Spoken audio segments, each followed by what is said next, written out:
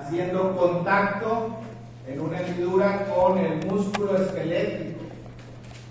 No es cualquier músculo. Y entonces el neurotransmisor que se libera, que está almacenado en vesículas, hay una enzima que sintetiza el neurotransmisor, es la acetilcolina. Entonces, gracias a el calcio, la acetilcolina es liberada hacia el espacio sináptico y después se une a los receptores que están en la membrana postsináptica. Es un receptor que también es un canal llamado receptor nicotínico. Básicamente lo que voy a hablar en este momento es la fisiopatología, la farmacología de la unión neuromuscular. Nos hace falta un canal voltaje dependiente en la membrana presináptica en la neurona, que es el canal de calcio. Bueno, también están los canales de sodio y potasio voltaje dependientes, pero este canal, pues cuando el voltaje llega ahí, cuando llega el potencial de acción, el canal permite la entrada de calcio para que se libere la acetilcolina. El receptor recibe 2 moléculas de acetilcolina y entonces se abre, y el ion que entra en este caso es el sodio. El sodio despolariza la membrana y el potencial de acción puede continuar. ¿Está bien? Ese es el resumen de la unión neuromuscular. Aquí vamos a poner también el potencial de acción. Llegando a este punto, gracias a eso se abre el canal de calcio. Muy bien. ¿Qué podemos recordar en relación, Alexis, a la fisiopatología? Enfermedades de la unión neuromuscular. Adelante, adelante. ¿No es aquí? Díganme. Pero específicamente, eso puede afectar la unión, pero enfermedades de la unión neuromuscular. Miastenia gravis. Valentina, ¿qué es la miastenia gravis? ¿Qué problema hay? Ah, me faltó algo, espérenme. ¿Qué me faltó? No, ¿qué me faltó? ¿Qué me faltó?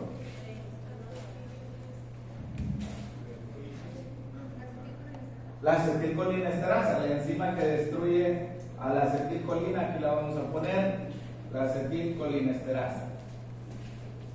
Entonces, ahora sí, Valentina, ¿cuál es el problema de la miastenia gravis? Entonces, este receptor queda bloqueado. ¿Qué pasa con la transmisión neuromuscular? Destruido, que es el que puede ser que no haya, disminuyen los receptores, o los que quedan están dañados. Entonces, la neurotransmisión a ese nivel disminuye. ¿Cómo está el tono del músculo de los pacientes con miastenia gravis?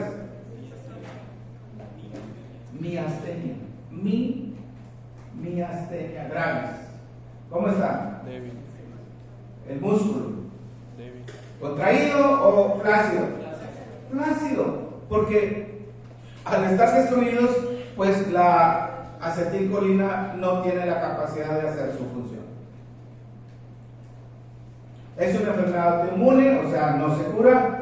Del origen, pues hay muchas teorías, aunque hay tratamientos. Yo he conocido hace muchos años, más de 15, había un estudiante de medicina que empezó con síntomas y finalmente se le diagnosticó miastenia gravis. Estaba en el segundo año cuando empezó con síntomas, pero actualmente está bastante bien, ha seguido un estilo de vida muy saludable. Tomó fármacos en algún momento para mejorar la transmisión. Entonces, vamos a aprovechar esta condición, John David, para hablar de la farmacología. ¿Qué le harían ustedes a un paciente para mejorar la transmisión neuromuscular aquí en la unión? ¿Qué le harían? ¿Qué le darían? Un medicamento que inhiba a la acetilcolinesterasa. Muy bien, José Ochoa, ¿verdad? ¿Qué va a hacer este medicamento en la unión neuromuscular? Si bloqueamos a la acetilcolinesterasa, ¿qué va a pasar con la cantidad de acetilcolina? Va a aumentar muchísimo.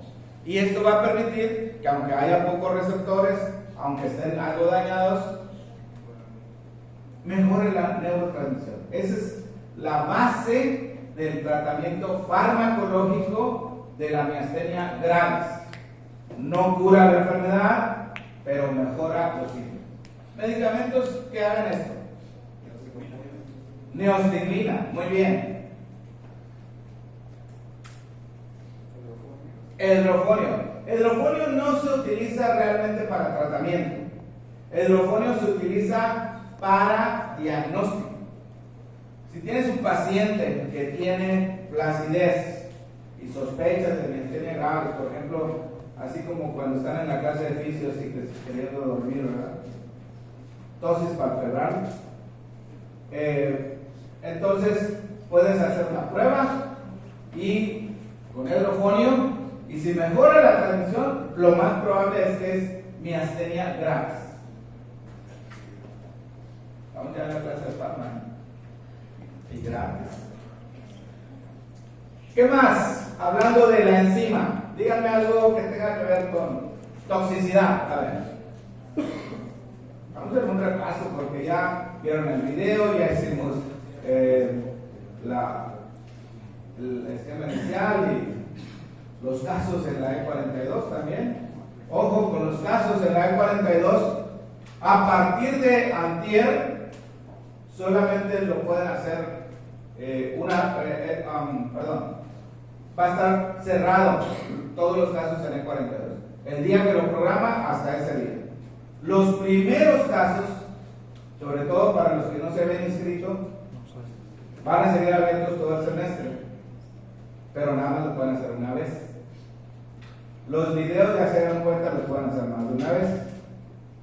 Así que ojo con E42, no les voy a avisar, ahí ya están, ustedes tienen que hacerlos a tiempo. Ni E ni E42 puedo abrir de manera individual, por eso me gusta Perusal.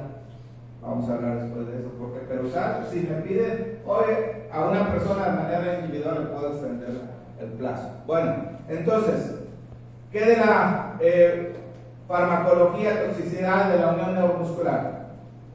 Díganme algo.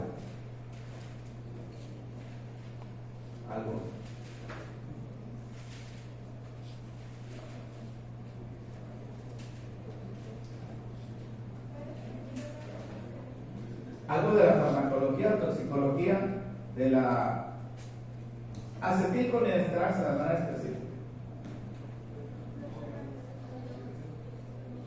Pues los órganos fosforados es un grupo grande de medicamentos. Hay algunos que son medicamentos, unos cuantos, pero la mayoría son plaguicidas u otras sustancias que son tóxicas. Malatión, paratión, aquí en la región existen porque fumigan, por eso matan la plaga y entonces las personas se intoxican. ¿Qué hacen estos fármacos? Entonces, estas sustancias inhiben a la acetilcolinesterasa. Y entonces, ¿qué pasa con la cantidad de acetilcolina? Pues aumenta muchísimo. La persona estaba bien, ¿verdad? Y ahora tiene mucha acetilcolina. ¿Cómo va a estar el músculo de este paciente? Muy rígido.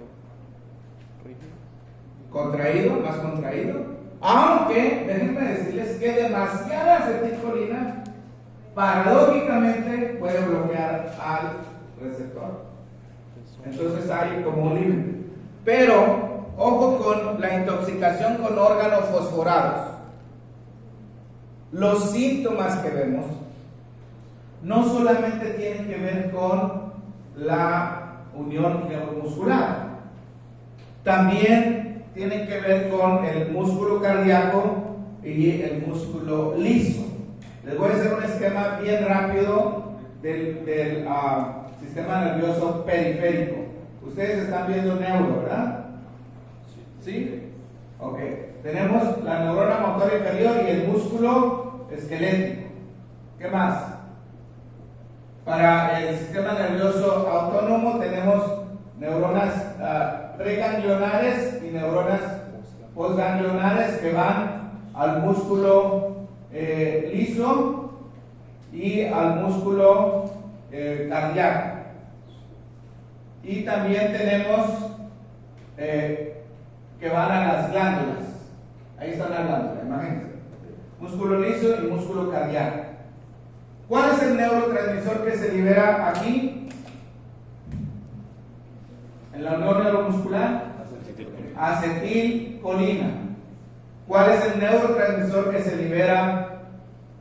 Ya han visto parasimpático y simpático, pero voy a concentrarme solamente en el parasimpático. ¿Libera cuál neurotransmisor? Acetilcolina. ¿Y acá cuál neurotransmisor? Acetilcolina. En algunos casos se libera en el sistema simpático también acetilcolina en algunas glándulas, pero básicamente ustedes pueden ver el efecto de una intoxicación por órganos fosforados. No solamente afecta al músculo esquelético, también al cardíaco, al liso y a las glándulas. Por ejemplo, en el corazón, ¿qué hace la acetilcolina en el corazón?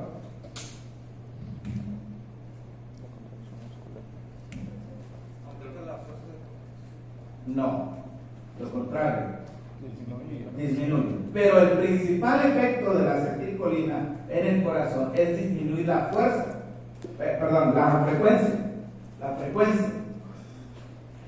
Entonces el paciente tiene bradicardia. En el músculo liso de las vías aéreas, en los bronquios, hay músculo liso, bronquios secundarios, terciarios, hasta los bronquiolos. Lo que hace la acetilcolina es contracción del músculo, o sea, constricción, se cierran los bronquios, broncoconstricción. Entonces ya se imaginan cómo está la persona con la entrada de aire, dificultad para meter el aire.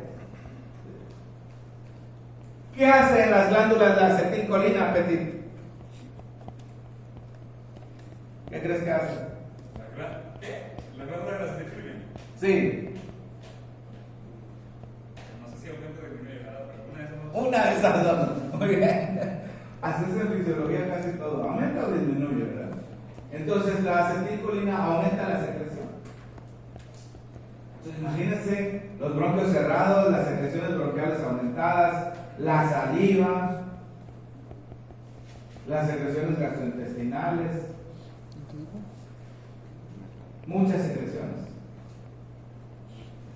De paso, en el sistema digestivo, Beatriz, también aumenta la motilidad. Entonces el paciente tiene diarrea. ¿Qué pasa con la presión arterial? Los vasos sanguíneos. ¿Qué hacen los vasos sanguíneos? Los vasos sanguíneos tienen músculo. Ahí el efecto es al contrario que en el músculo de los bronquios. Vasos sanguíneos también es músculo liso.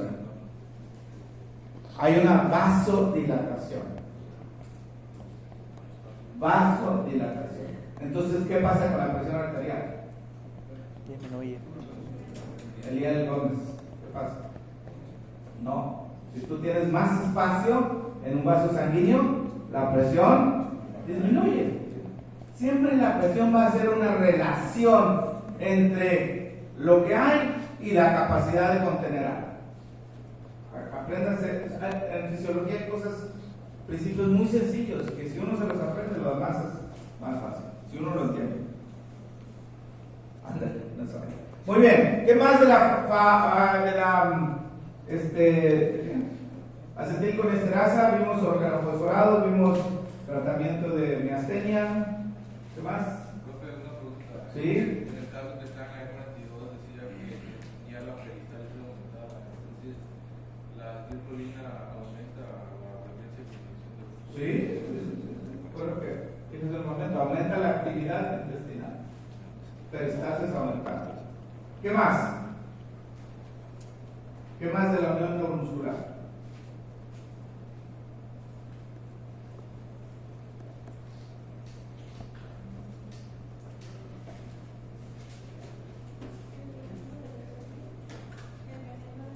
El veneno de la viuda negra, muy bien. ¿Qué hace el veneno de la viuda negra?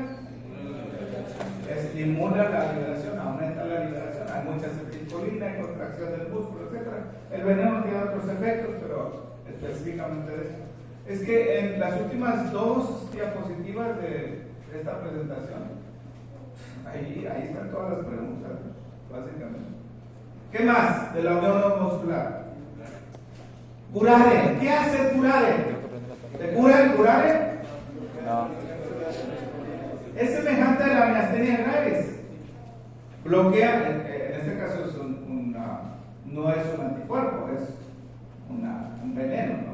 Una sustancia que bloquea los receptores. ¿Y cómo está el músculo? Flácido. Eso lo usaban en Sudamérica ponían en la punta de la flecha los cazadores. Entonces disparaban contra su presa, tal vez ahí en Ecuador, Perú, Bolivia, toda esa zona, entonces paralizaban al enemigo y lo podían capturar. La función del aunque utiliza diferentes sustancias, es puramente lo que pasa en el gases parecido. Entonces, en el curar será que es más como rápido el efecto y Sí, por supuesto. Curar es algo rápido. La miastenia gravis es una enfermedad lenta, ¿no? Progresivamente.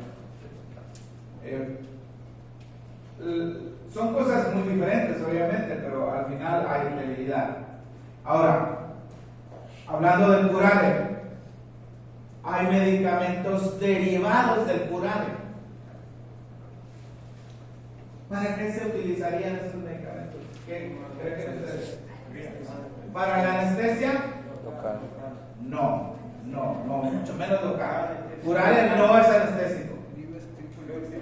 Tiene que ver con cirugía.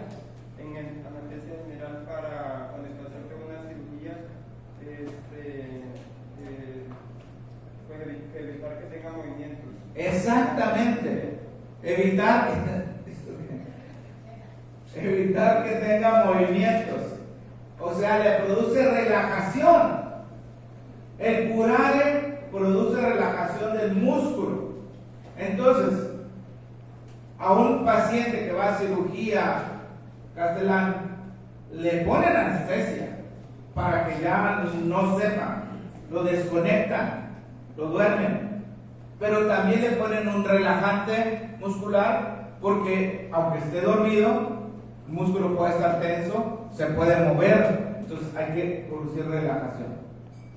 Los derivados del curare producen relajación. Y después de la cirugía, ¿cómo hacen para revertir esa relajación? Pues algo que inhiba la acetilcolinasa. No. Algo que inhiba la acetilcolinasa. Algo que inhiba la acetilcolinesterasa. ¿Sí? Porque si el receptor está bloqueado por el curare y bloqueas a la acetilcolinesterasa, entonces va a aumentar la acetilcolina y le va a ganar al derivado del curare. ¿Okay? ¿Ya ven que hay muchas cosas? Y falta. Me regreso a órganos fosforados porque se me olvidó algo. ¿Qué hacen los órganos fosforados? Inhiben la degradación. Inhiben a la acetilcolinesterasa. Muy bien. Y producen todos esos síntomas que ya. ¿Cómo reviertes la intoxicación por órganos fosforados? Rápido. Atropina, ok, bueno. Realmente atropina lo que hace es bloquear otro receptor donde actúa la acetilcolina, que se llama receptor muscarínico. Ya que lo mencionó Carpio, aquí en las glándulas, en el músculo liso, en el músculo cardíaco, hay un receptor que se llama muscarínico, para diferenciar del receptor de acetilcolina. ¿Cómo se llama acá? Nicotínico. Entonces, acetilcolina bloquea el efecto, atropina bloquea el efecto de la acetilcolina. Pero ¿qué más se le da al paciente con órgano fosforado? Con intoxicación por órgano fosforado. Oximas. ¿Qué hacen las oximas? Pralidoxima, ovidoxima y otros más. ¿Qué hacen? Reactivan la colinesterasa. Reactivan a la acetilcolinesterasa. Si el órgano fosforado lo bloqueó, las oximas reactivan a la acetilcolinesterasa.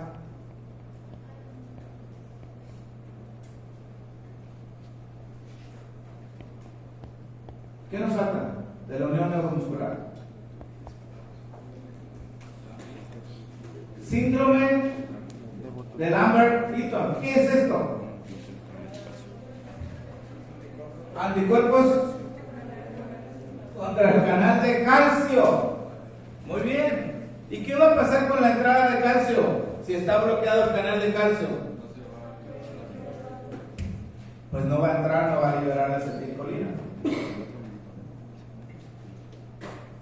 Y va a haber flacidez. Parecido a miastenia gravis. No sabes, porque de hecho las dos son enfermedades autoinmunes. No sabes cuál es cuál. ¿Qué prueba le harías para distinguir entre Lambert-Eaton y miastenia gravis? La del calcio, ¿no? Hidrofonio. ¿Te funciona el miastenia gravis el hidrofonio? También. Sí, porque el problema de la miastenia está en el receptor nicotínico. Mejora la transmisión cuando bloqueas a la acetilcolinesterasa con hidrofonio. Pero a un paciente con Lambert-Eaton, ¿le va a funcionar el hidrofonio? ¿El hidrofonio le va a funcionar a un paciente con Lambert-Eaton? ¿Dónde está el problema con Lambert-Eaton? No hay liberación. ¿Para qué inhibes a la acetilcolinesterasa? No va a funcionar. El hidrofonio funciona con miastenia gravis, pero no con síndrome de Lambert-Eaton. Oigan, todavía me falta. Me pongo a pensar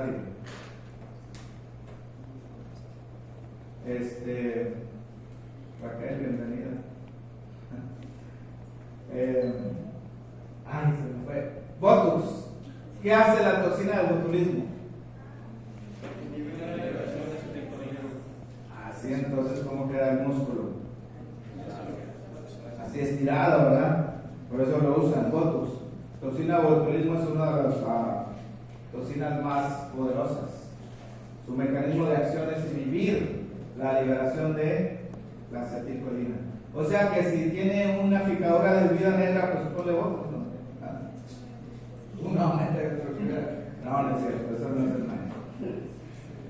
Hay más jóvenes, toxinas de otras sustancias, bloqueadores de los canales de sodio, bloqueadores de los canales de potasio, etc. Ahí tienen más cosas. Bueno, vamos a dejar la primera parte de la unidad 1, que tuvo que ver con neuronas y músculo, excitabilidad, etc. Vamos a entrar ahora en la sangre. Sangre. Tejido. Un tejido conectivo. Y abre el Menti, por favor.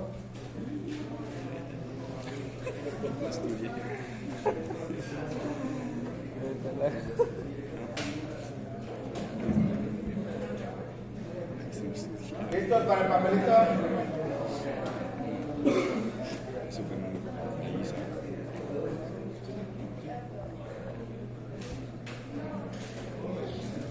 Vamos, todos, la lista donde está, todos han firmado. Por favor no se olviden porque tengo la sospecha que ayer en uno de los grupos algunos se olvidaron de firmar. ¿Quién no ha firmado? Pasa por aquí, por favor. ¿Listos? Código 5294-1713. 5294-1713. 5294-1713. John David, ¿estabas en la lista ya? ¿Sí? ¿Seguro? Ah, perdón. Tú estabas en la lista. Hace rato te dije no me dijiste nada. ¿Lo agregaste? Ok, muy bien. Tú eres hermano de Mónica. ¿Vamos? ¿Listos?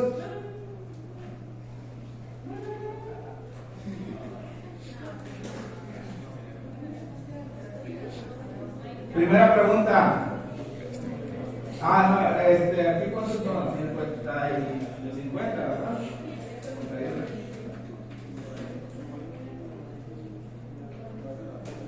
Vamos a esperar a eso. ¿Qué pasó?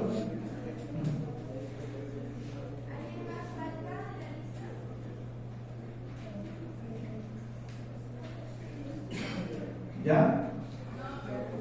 ¿Dónde está tu celular? Ahí está. Vamos, ¿listos? Dale, por favor. Primera pregunta dice, ¿cuáles son los leucocitos menos abundantes en el adulto sano? 15 segundos. Pásenle, jóvenes. Qué rollo. Pásenle. Pásenle. Sí, a ver si encuentran el lugar. No, creo que por allá hay. Y la respuesta, todos votaron, los menos abundantes son los basófilos. Deben tener idea de los porcentajes, aunque los laboratorios siempre les van a reportar el valor normal.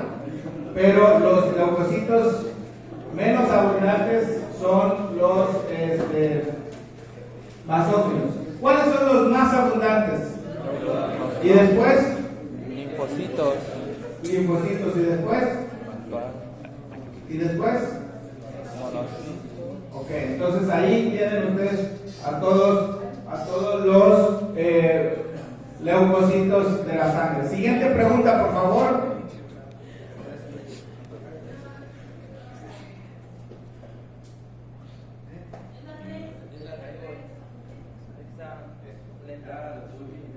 Pregunta número 2 dice: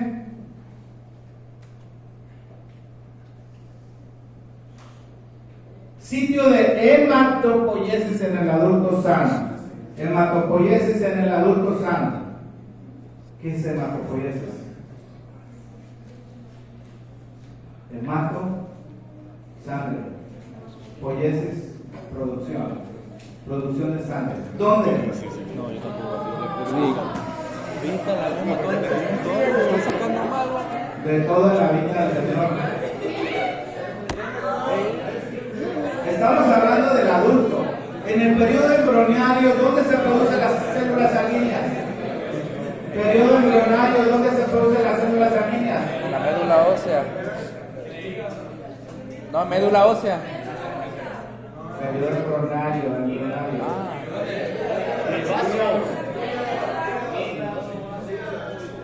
¿Y el saco vitelino dónde lo dejan? Pues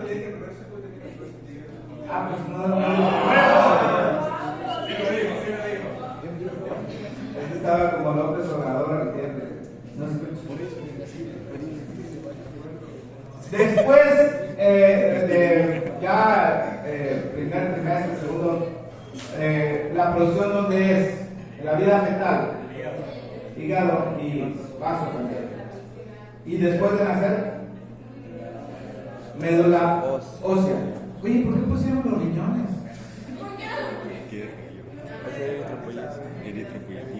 Una cosa es la producción de las células Y otra cosa es la producción de la hormona que estimula la producción de los eritrocitos. Bueno, vamos con la siguiente. Bueno, perdón. Y la diferencia entre médula ósea de hueso largo y de plano, ¿cuál es la diferencia? Porque la respuesta ahí dice, en el adulto, los huesos largos, fémur, ya no producen, ¿no? Es solamente en los jóvenes, los huesos largos. En los adultos son huesos planos. ¿Cuáles son los huesos planos?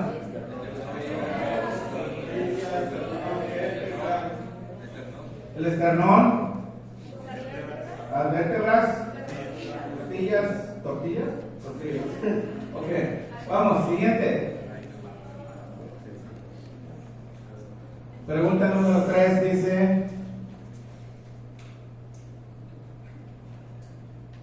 hormona producida en los riñones en respuesta a la hipoxia.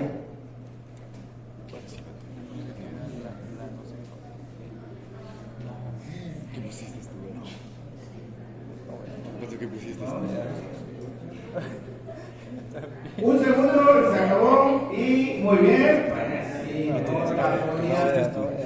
algunos de los presentados por ahí lo acababan de mencionar. La eritropoyetina se produce en el riñón en respuesta a la hipoxia y es la hormona que estimula la producción de los eritrocitos específicamente, porque hay otras hormonas que tienen que ver con los neurocitos y con las plaquetas. Siguiente, por favor. Pregunta número 4 dice: estímulos para liberar la eritropoyetina. Pues ya les dije uno. Estímulos para liberar la eritropoyetina.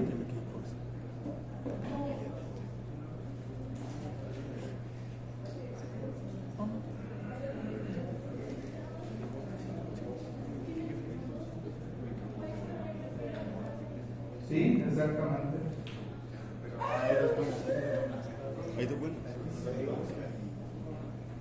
Y las respuestas correctas son la hipoxia, que venía en la pregunta anterior, y la hipovolemia. ¿Alguien ha donado sangre? Ok, después, ¿cuántos litros de sangre han donado? Medio. Un litro me 450 mililitros, ¿verdad? Hay un niño muy grave en el hospital universitario, ocupan donadores. Déjenme ver porque ¿de cuántos puntos estamos hablando? es un niño que está en el... Todo sea por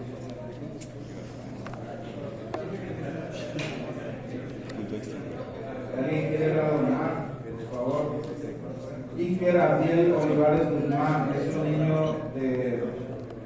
Creo que sus padres trabajan en Reynosa, en la escuela de Dentista Reynosa. Tuvieron un accidente en la volcadura. Eso lo mandó el profe Castillo ayer. Y bueno, entonces, cuando se pierde sangre, tu cuerpo va a intentar recuperarla. El volumen sanguíneo, los eritrocitos fundamentalmente. Entonces, estos dos, cuando hay hipoxia, por ejemplo, ir al lago Titicaca, 4.000 metros sobre el nivel del mar, te mareas, es más, te puedes morir porque puedes hacer alteraciones. Hay que tomar hoja de coca y té de coca. Te mareas. Entonces no puedes ni dar un paso, te sientes que te falta el aire. Entonces, esta situación de hipoxia va a estimular también al riñón para compensar, para producir más eritrocitos y entonces compensar la oxigenación. Siguiente, por favor. Centro integrador. Pregunta número 4. ¿O cuál va? ¿Ya? ¿Va a las 5? ¿Qué? Tranquilas, tranquilas.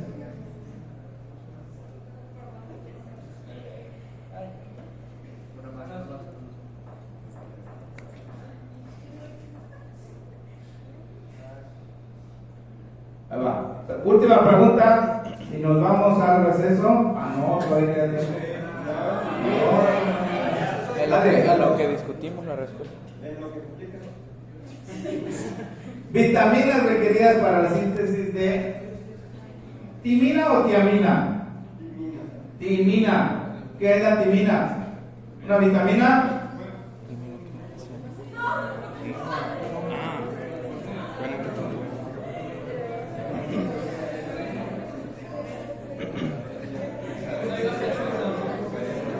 Las vitaminas son ya sea la vitamina B12, cianocolamina o el ácido fólico. ¿Qué es la timina? ¿Qué es? ¿La timina qué es? Yo fallé. Una base hidrogenada. Está en el Rol de la ADN para la síntesis de nuevas células. Los eritrocitos necesitan de la timina. Entonces, si no hay estas vitaminas, la producción de eritrocitos disminuye. Anemia. Entonces, R, ya saben que será R plátano, Joseph, Andy, Ariadna, José, G. Marcos, Valentina, Juan y Petit. Muy bien. Y todos los demás, todos. Vamos con el PowerPoint, nos quedan 4 minutos. Muy buenos, muy buenos. No, ya. PowerPoint, ahí. Dale, por favor. Hay un concepto muy importante, voy a recalcarlo. Ponle ahí, exactamente. ¿Qué es el hematocrito? No es el volumen.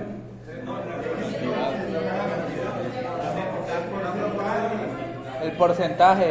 A ver, si yo tengo 100 pesos, que no los tengo, pero suponiendo que los tuviera y te doy 50 pesos, ¿qué porcentaje te estoy dando? Puede ser 50%. Eso es el hematocrito. O sea, del total de sangre, ¿cuánto volumen está constituido solamente por las células rojas, los eritrocitos?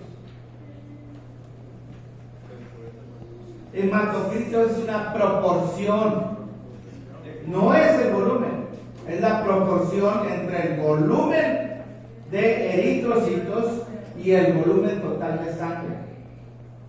¿Ahora sí? 8A. Bueno. Aquí están muy claramente los ejemplos. ¿Cuánto es el hematocrito en el tubo B?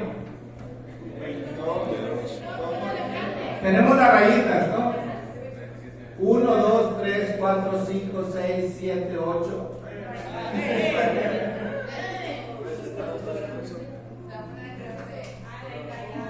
No pueden conmigo.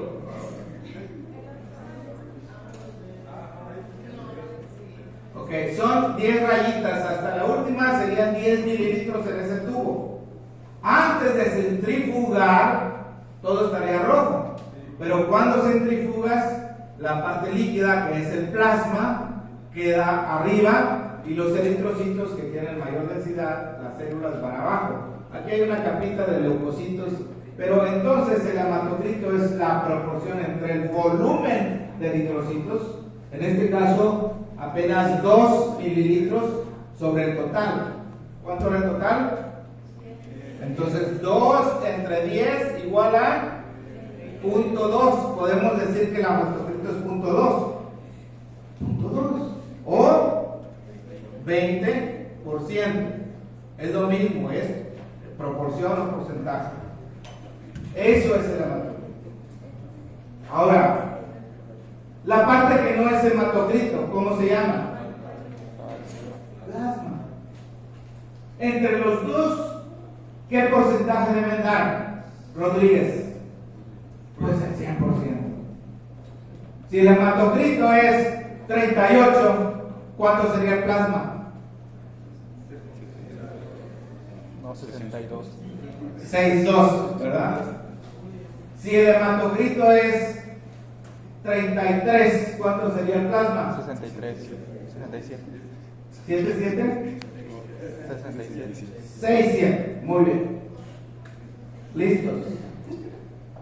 Un minuto nos queda. Dale, por favor. Las funciones, dale. Los valores normales, ya. Aquí están los valores normales. Oye.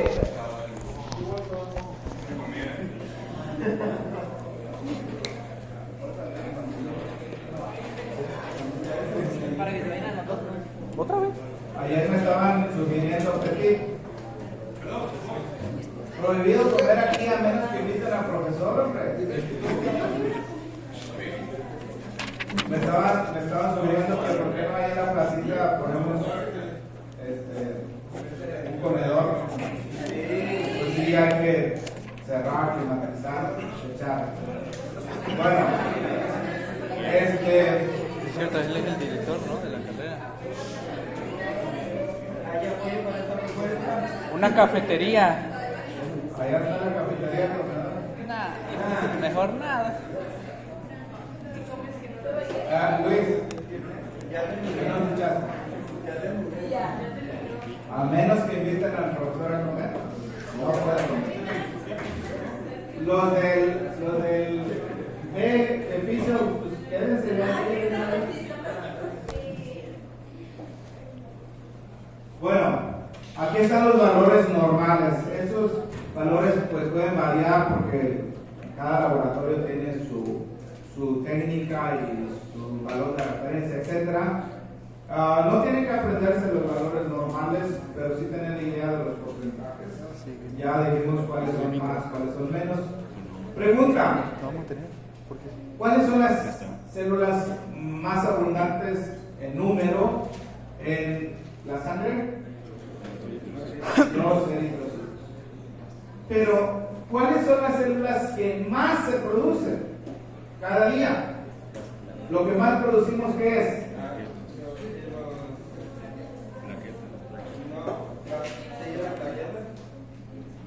Las plaquetas no son células, son restos de células. Pero si ustedes ven aquí esta tabla, ustedes se pueden confundir porque cuando hablamos de eritrocitos, Laura, tenemos 4.8, 5.4 millones por cada milímetro cúbico. Millones. En cambio, cuando hablamos de los leucocitos son apenas miles. 4 a 11,000 el rango. O sea, es muchísima la diferencia. Y uno puede pensar, los que más se producen son los eritrocitos. Pero no. Lo que más se produce, así diariamente, la mayor producción es de leucocitos. Y ciertos tipos de leucocitos. ¿Por qué?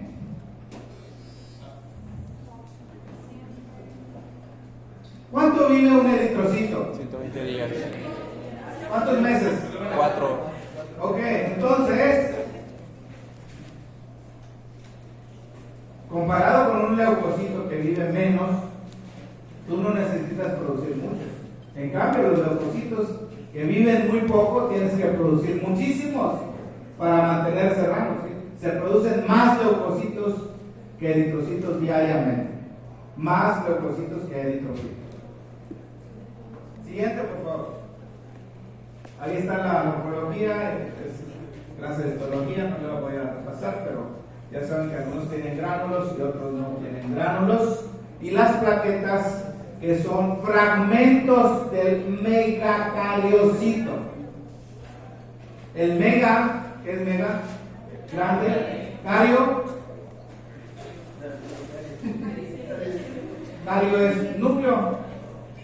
Cito, célula. Una célula grande, con un núcleo grande. Entonces se fragmenta y quedan las plaquetas. Pero las plaquetas, aunque no son células, son extremadamente importantes.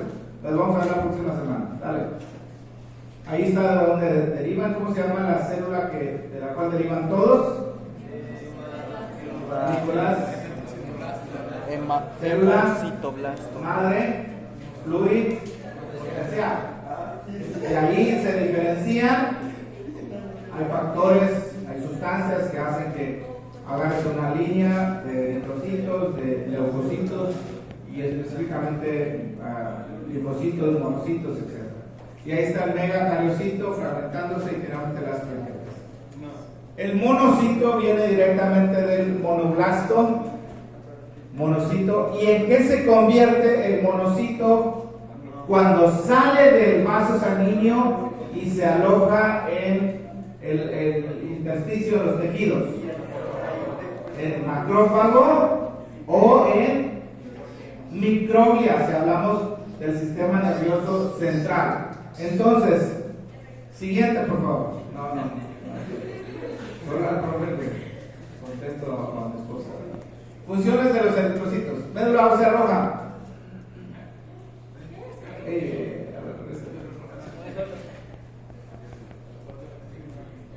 Ahí está. ¿Qué pasó? ¿Se mueve? Es que con que le des una vez porque si te esperas a que pase. Bueno, es muy lenta. Es demasiado. Entonces, casi siempre cuando les doy una lista de algo, ni la repaso. Apréndanse. Es nada más como un resumen. Siguiente. Esto ya lo dijimos en la pregunta, ¿dónde está la producción? La diferencia. ¿Sabes qué? Ese PowerPoint tiene esa falla que empieza a avanzar, ya me acordé. Entonces, ponlo mejor en vista, que no sea vista completa. Vista normal, pero más grande. Sí, algo más grande ahí en la. Posiciónate en la número 11. Hay células anormales en su forma, en su color, hablando de los eritrocitos. Si son eritrocitos pálidos, decimos que son hipocrómicos. Cromía tiene que ver con color. Cromio.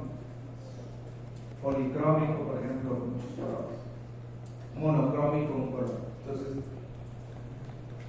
eritrocitos pálidos, que son hipocrómicos, y si son más pequeños en su tamaño, ¿cuánto mide un eritrocito de diámetro? Son micras, ¿no? 7 micras, 6 micras de diámetro. Entonces, menos tamaño pequeño es microcito. Y si es un tamaño grande, pues macrocito. Pero si es grande e inmaduro,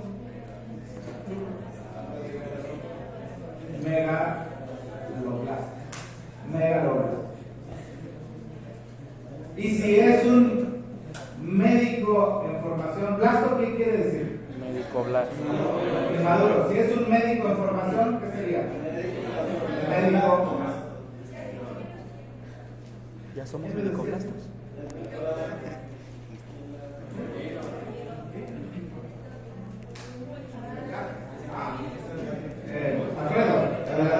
Bueno. Blastos es las formas inmaduras. Cuando no hay suficiente vitamina D o ácido fólico, perdón, B12 o ácido fólico, los eritrocitos crecen para compensar la cantidad de hemoglobina. Están inmaduros, esa es anemia megaloblástica. Falta de vitamina B12 o ácido fólico genera anemia megaloblástica. Anemia megaloblástica.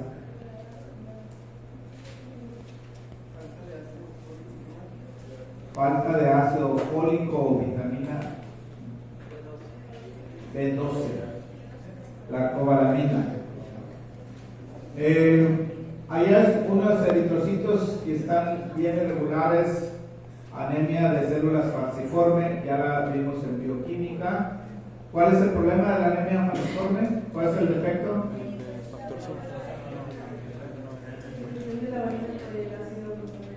Muy bien, excelente, 10 en bioquímica. Hay una mutación muy puntual, ¿no? Anemia de células falciformes. ¿Qué más tenemos ahí? No alcanzo a leer. Eritroblastosis fetal. Anormalidad en la producción. La vida fetal. Siguiente, por favor. Miren, este es un sistema de control de el volumen de los eritrocitos, el volumen total, no el volumen individual, es la cantidad del número de eritrocitos y tiene que ver con la oxigenación. Si hay falta de oxígeno, por ejemplo, ascenso a grandes alturas, el riñón capta eso y ordena a través de la eritropoyetina a la médula ósea para que se produzcan eritrocitos. Eso ya lo mencionamos. Y entonces al producir eritrocitos, aunque haya falta de oxígeno en el ambiente, al tener más eritrocitos mejoran la oxigenación a los tejidos. Sistema de control del número de eritrocitos, de la oxigenación a los tejidos, y que opera por retroalimentación del tipo negativo. Retroalimentación negativa. Siguiente. Los estímulos para producir los eritrocitos, en este caso hipoxia y hipovolemia. ¿Dónde se produce la eritropoyetina?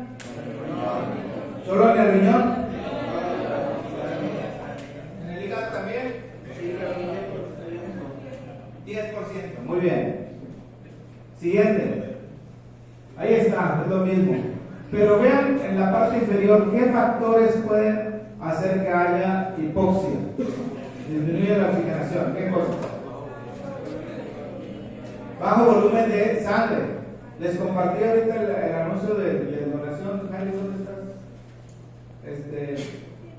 Ya se los compartí. Si pueden donar, por favor. Cualquier tipo de sangre. Ahorita voy a preguntar cómo sigue el niño, porque ayer estaba muy grave, muy grave. Bajo volumen sanguíneo, anemia, baja hemoglobina, pobre flujo al tejido y enfermedades pulmonares. Los pacientes que tienen enfermedad pulmonar obstructiva crónica, o sea, EPOC, también pueden tener un aumento en la producción de eritropoyetina. Tanto así que su hematocrito puede subir a más de lo normal. Ashley, ¿cuánto es el valor normal del hematocrito en un hombre? Regrésate a la tablita, porque creo que es como la 3. Por ahí de 40, ¿verdad? Ahí en la tablita. ¿Qué dice? ¿Está el hematocrito ahí o no está? No está. ¿Dónde puse los valores normales? No lo puse, ¿verdad? En el video, alrededor de 40, 45, 50 tal vez. Pero un hematocrito de 55